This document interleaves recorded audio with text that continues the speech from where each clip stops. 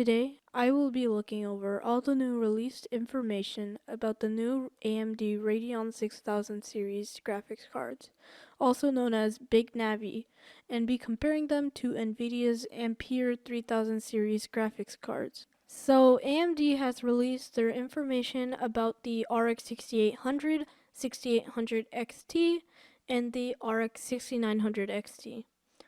First of all, they are now using their new and improved RDNA 2 microarchitecture in their Radeon 6000 series cards. They have claimed that it is almost 50% more performance compared to its original RDNA architecture.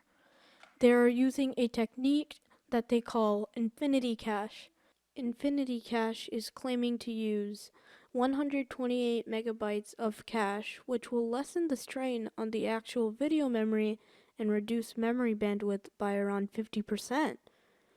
Radeon 6000 series, also known as Big Navi, is also using GDDR6 memory, and the 6800 XT and the 6800 comes with 16 gigabytes of GDDR6 memory.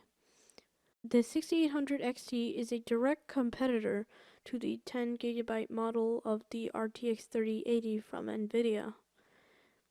It is great to see that AMD has realized how much clock frequencies affect performance in demanding applications such as games and 3D rendering applications.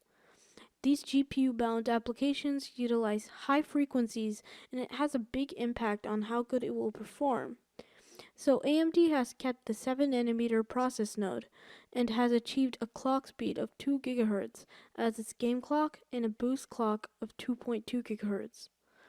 The game clock is representing a realistic situation in which a very demanding GPU-bound process will be utilizing the GPU.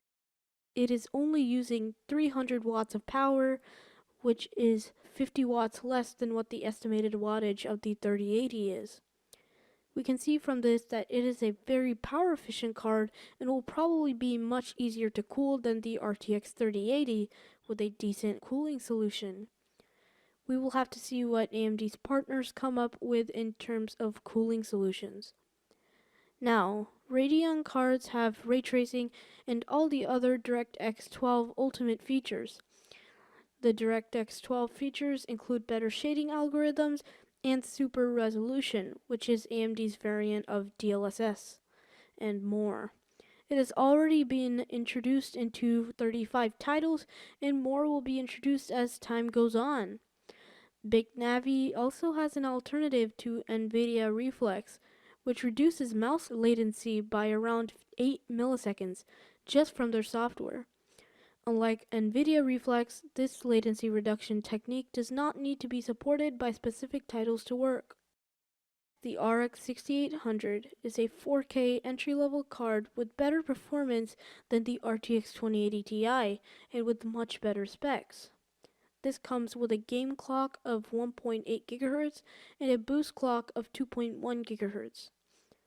Impressive enough, but AMD managed to put in 16 gigabytes of GDDR6 for the price. This much video memory will help when handling games at high resolutions such as 4K, which is what this card is designed for.